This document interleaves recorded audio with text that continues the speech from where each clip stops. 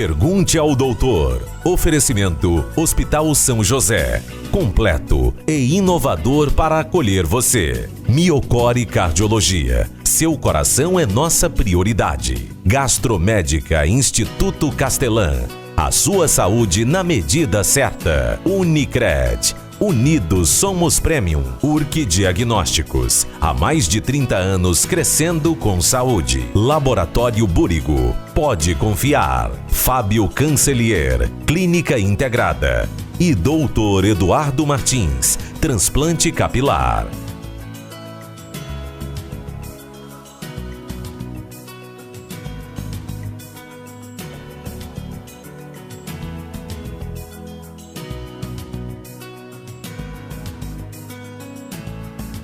Olá, seja muito bem-vindo a mais um programa Pergunte ao Doutor pela RTV Criciúma, canal 19.1 digital, o nosso portal pergunteaodoutor.com.br e o nosso canal no YouTube Pergunte ao Doutor. Nós estamos no ar em nome de Hospital São José, Miocore Cardiologia, Gastromédica Instituto Castelã, Unicred, Urque Diagnósticos, Laboratório Búrigo, Fábio Cancelier Clínica Integrada e Dr. Eduardo Martins Transplante Capilar. O transtorno do espectro do autismo reúne desordens do desenvolvimento neurológico presentes desde o nascimento ou o começo da infância. A ONU, Organização das Nações Unidas, considera a estimativa global de que aproximadamente 1% da população pode ter autismo no mundo todo. Em nosso país, é impossível sabermos quantas pessoas têm autismo ou quantas já têm diagnóstico, pois não temos números oficiais. O transtorno do espectro do autismo, o que é, causa, diagnóstico, tratamento, entre outras dúvidas, serão alguns tópicos abordados hoje no programa Pergunte ao Doutor. Muito bem, para falar sobre este assunto, as minhas convidadas de hoje eu tenho duas convidadas. A doutora Tatiana Bruck, ela que já é sócia aqui do programa, ela é neurologista e também neurovascular, e também a psicóloga Tamires Furmanski, que ela é especialista em ABA, tratamento indicado para autistas. Sejam bem-vindas. Muito obrigada. Sempre bom estar aqui, né? Doutora Tatiana, eu começo contigo. O que é o autismo? O autismo ele é um transtorno. Geralmente, a gente percebe ele com um atraso do desenvolvimento da comunicação exterior. Os pais percebem pelo atraso da linguagem, mas nós médicos, os terapeutas, conseguimos descobrir por outros atrasos. E doutora, e por que chamar de espectro autista?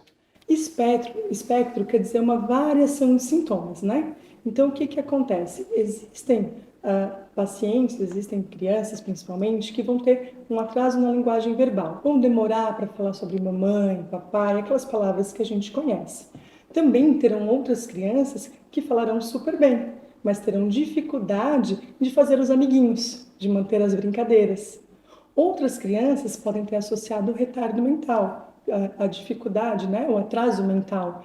Então, é uma variedade muito grande. Para a gente conseguir captar todos eles, a gente usa o sintoma de base, as variações. E para completar, né, não existe mais autista ou menos autista. Então, por isso que se coloca no espectro, né? Então, todas as pessoas com autismo estão dentro desse espectro. E não é assim pessoas com mais gravidade ou menos gravidade.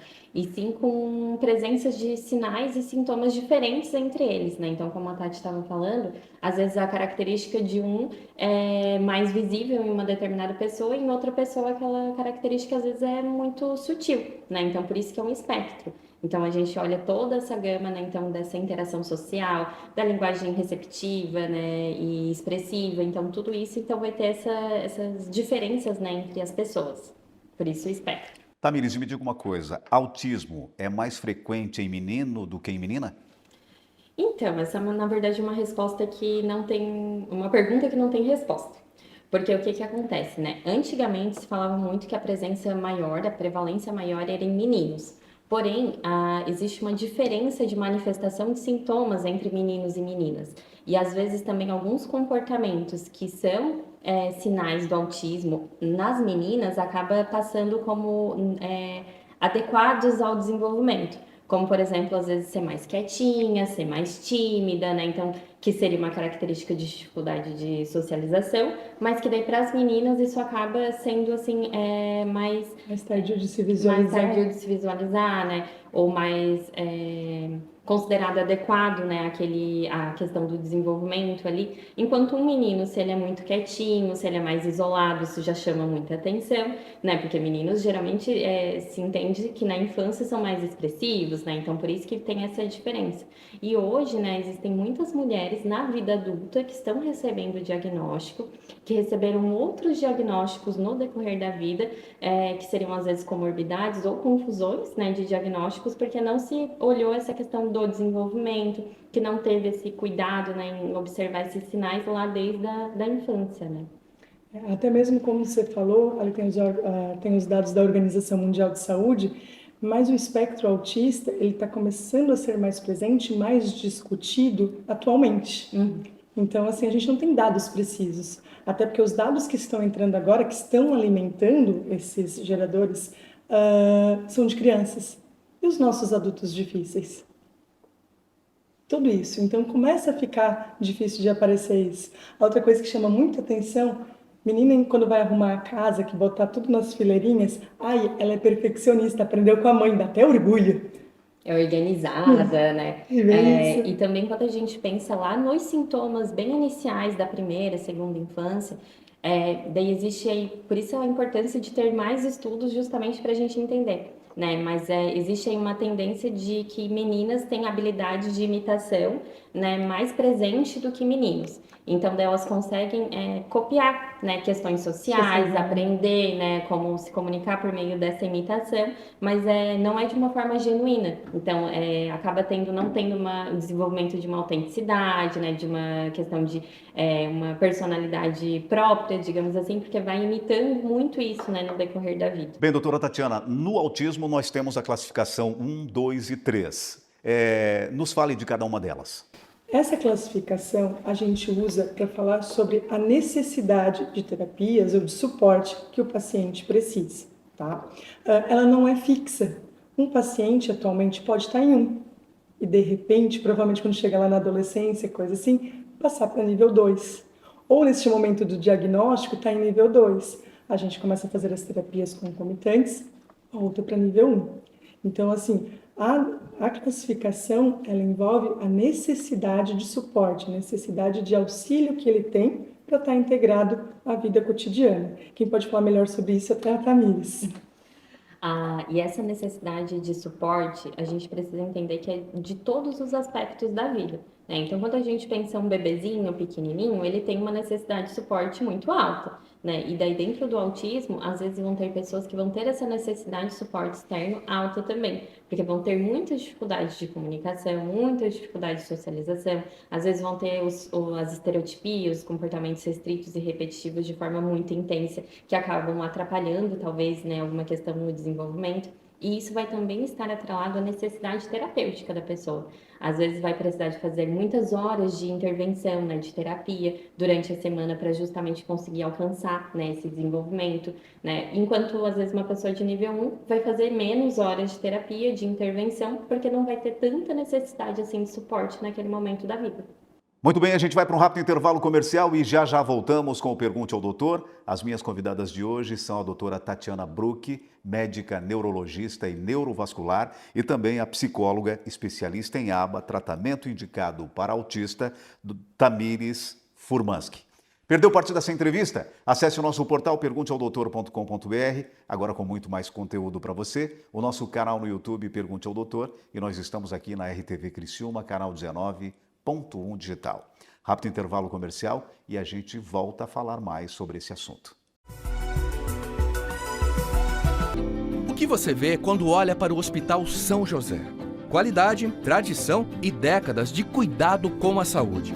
Além da experiência, o hospital se diferencia pelo moderno centro cirúrgico. Um espaço amplo, seguro e com equipamentos de alta tecnologia para realizar das mais simples até as mais complexas cirurgias. Aliado aos melhores profissionais e com sala confortável para a recuperação completa do paciente. Hospital São José, completo e inovador para acolher você. Quando tudo ainda faz parte de um sonho, eu inicio minha jornada. O tempo passa e a alegria invade o ambiente. E a cada passo, em cada fração de segundos, eu estou presente. Eu cresço e me desenvolvo como um milagre da vida. E com esse crescimento, o que encontro são novos desafios, emoções, preocupações, realizações e a certeza de que a vida é agora. E se não conhecemos o amanhã, precisamos cuidar daquilo que é mais precioso: nossa saúde e as pessoas que amamos.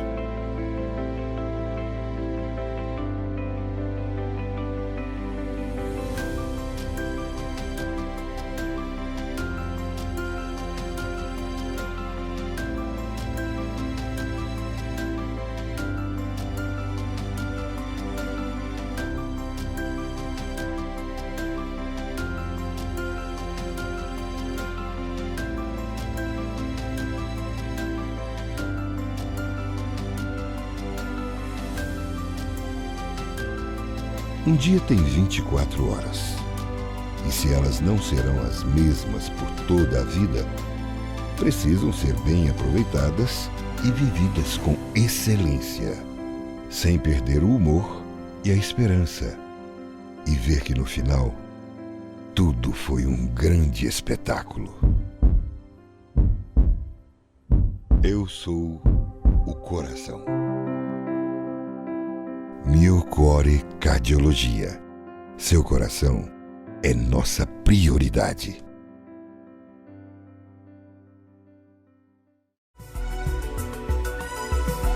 Muito bem, já estamos de volta com o Pergunte ao Doutor e as minhas convidadas de hoje, doutora Tatiana Bruck, médica neurologista, também neurovascular, e a Tamires Furmanski, ela que é psicóloga, especialista em ABA, tratamento indicado para autista.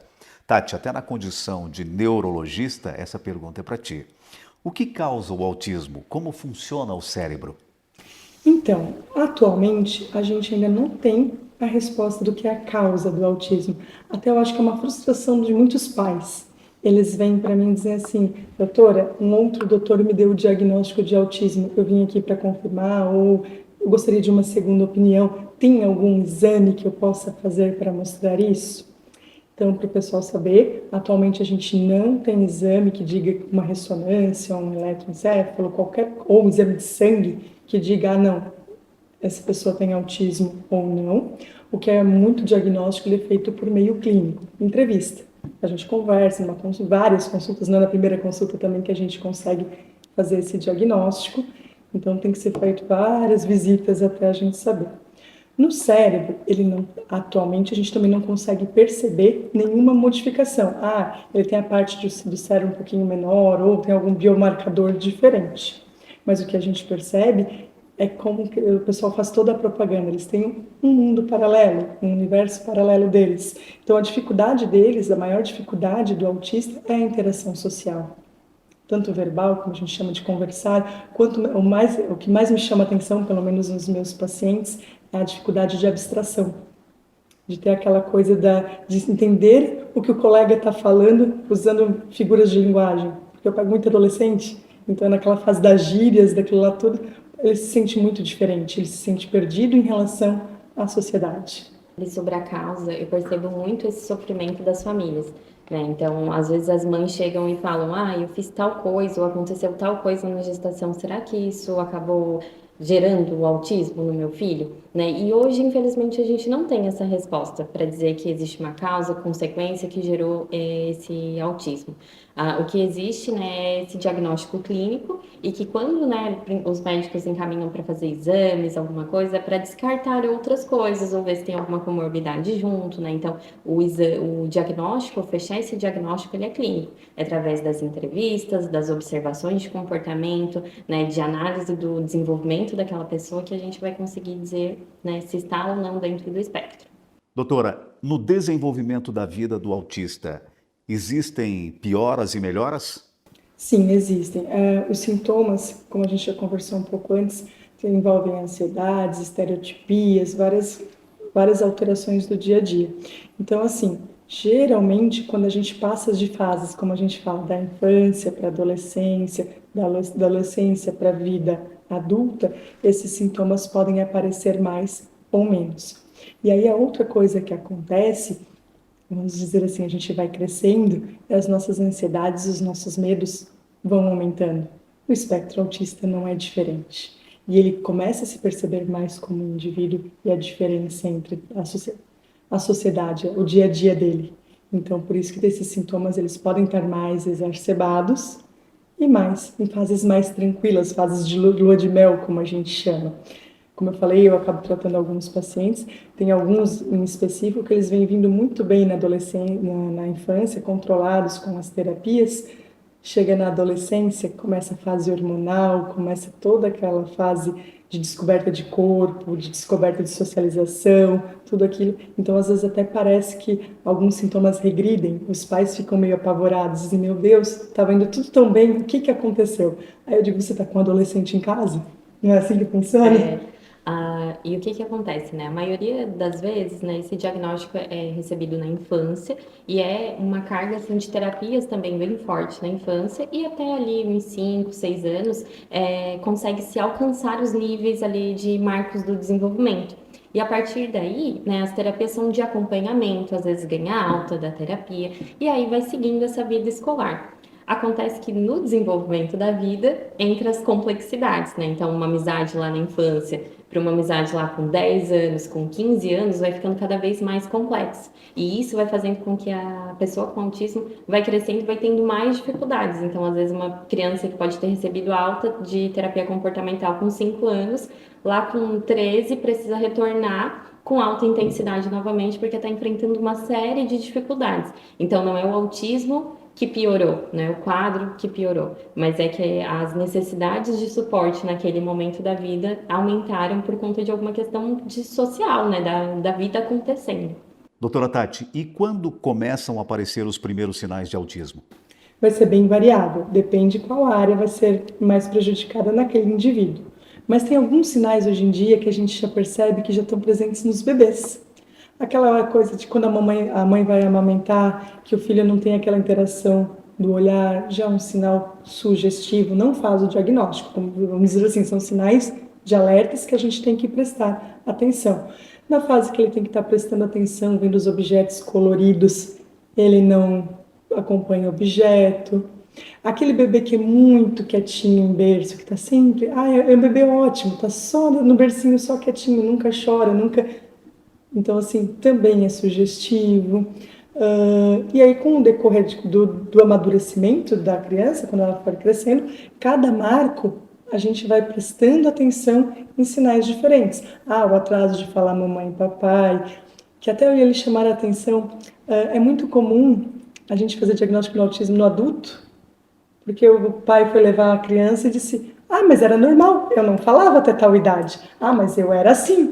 Porque naquela época tudo era normal. E aí a gente começa a fazer toda a varredura da história, a gente percebe que não, que o pai já tinha, ou a mãe, né, ou enfim, alguém da família já tinha parte do espectro autista, que está fazendo o diagnóstico através da filha, ou do filho. E esses sinais, eles são bem precoces, né? Então, a partir ali de 5, 6 mesinhos, a gente já consegue ver se alguma coisa, como a gente chama, não vai bem, né? Não é que é critério diagnóstico, não quer dizer que se a criança não acompanha, né, com o olhar, ela vai estar dentro do espectro, né? Quer dizer que a gente precisa estar acompanhando, estimulando para ver se isso vai se desenvolvendo, se isso fica cristalizado nesse sintoma e a gente vai, né, analisando isso conforme o desenvolvimento da criança.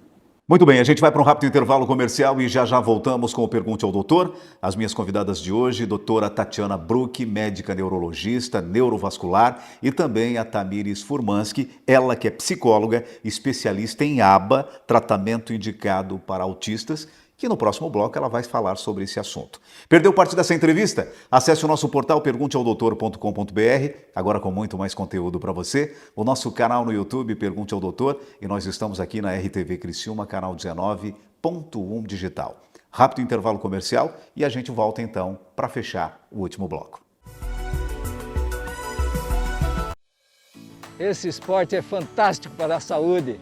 O ciclismo melhora o fôlego, reduz colesterol, controla melhor diabetes e hipertensão, não causa impacto articular, melhora o retorno venoso pelo trabalho das panturrilhas, funcionando como um coração auxiliar. É uma forma saudável para emagrecer. Que bom, né? E acima de tudo, proporciona um bem-estar incrível. Agora um conselho, mantenha sua bike com boa sinalização e manutenção para evitar acidentes. E use sempre o capacete. Vó, quando que a gente pedala, o que acontece? A nossa saúde e a do planeta andam juntas.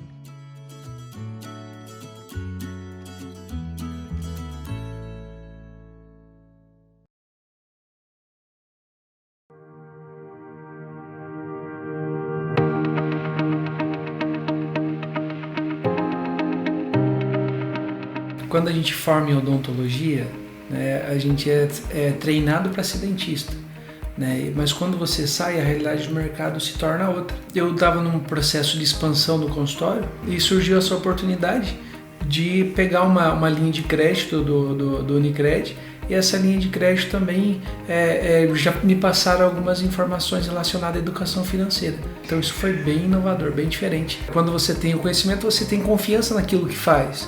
Então fica mais fácil você expandir, crescer, melhorar seus resultados, enxergar novos horizontes. Venha para a Unicred, aprenda mais sobre educação financeira e construa uma vida mais próspera.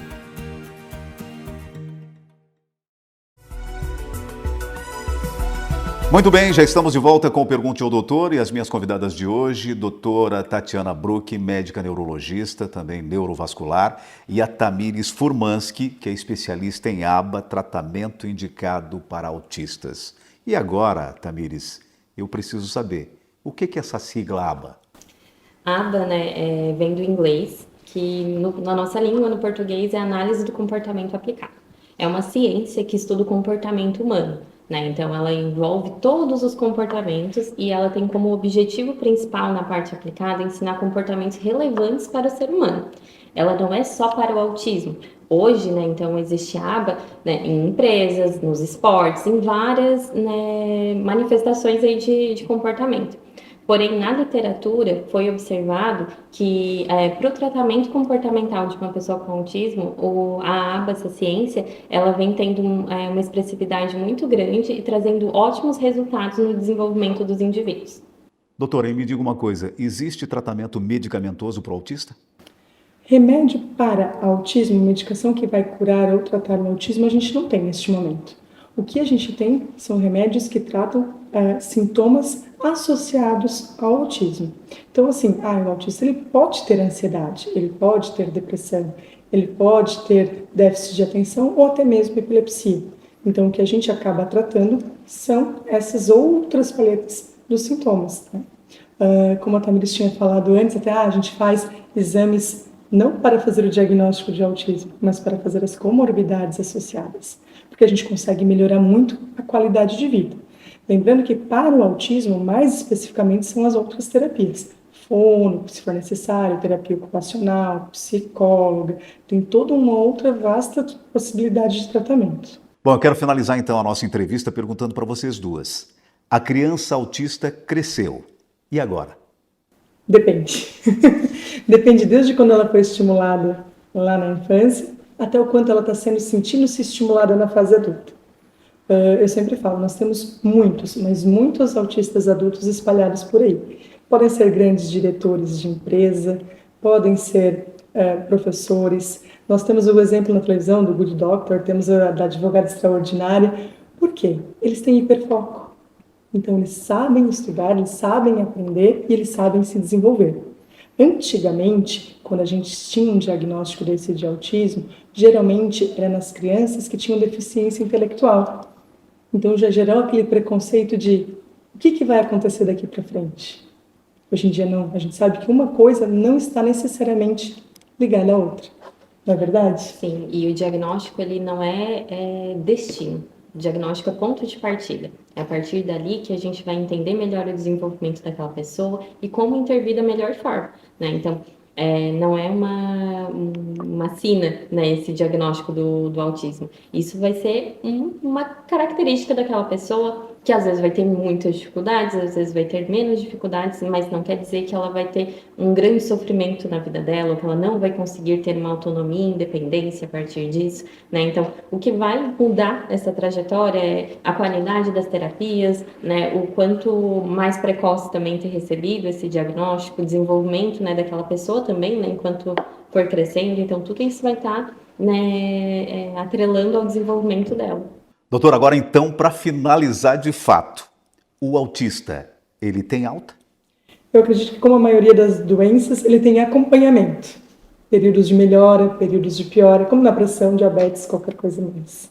Eu posso falar sobre a minha área, que na terapia comportamental existe essa previsibilidade de alta se atingir aquilo que é esperado para aquele momento. E é uma alta que não é definitiva, né? Então, se a pessoa precisar, ela pode retornar para os atendimentos conforme a necessidade. Muito bem, no programa Pergunte ao Doutor de hoje eu tive o prazer de conversar com a doutora Tatiana Bruck, ela que é neurologista e neurovascular, e também com a Tamires Furmanski, ela que é psicóloga, especialista em ABA, tratamento indicado para autistas. Queridas, muito obrigado mais uma vez por ter participado do programa Pergunte ao Doutor. É um prazer sempre nosso. Prazer, né, estar aqui e levar um pouquinho de conhecimento para o pessoal. E o programa Pergunte ao Doutor vai ficando por aqui. Se você quiser rever essa e outras entrevistas, acesse o nosso portal pergunteaodoutor.com.br, agora com muito mais conteúdo para você. O nosso canal no YouTube, Pergunte ao Doutor, nós estamos aqui na RTV Criciúma, canal 19.1 digital, sempre em nome de Hospital São José, Miocore Cardiologia, Gastromédica Instituto Castelã, Unicred, URC Diagnósticos, Laboratório Búrigo, Fábio Cancelier Clínica Integrada e Dr. Eduardo Martins Transplante Capilar. Mais uma vez, muito obrigado pela sua audiência e até semana que vem com mais um Pergunte ao Doutor, o canal direto para a sua saúde. Até lá! Pergunte ao Doutor. Oferecimento Hospital São José. Completo e inovador para acolher você. Miocore Cardiologia. Seu coração é nossa prioridade. Gastromédica Instituto Castelã. A sua saúde na medida certa. Unicred. Unidos somos Premium. URC Diagnósticos. Há mais de 30 anos crescendo com saúde. Laboratório Búrigo. Pode confiar. Fábio Cancelier. Clínica Integrada. E Dr. Eduardo Martins. Transplante Capilar.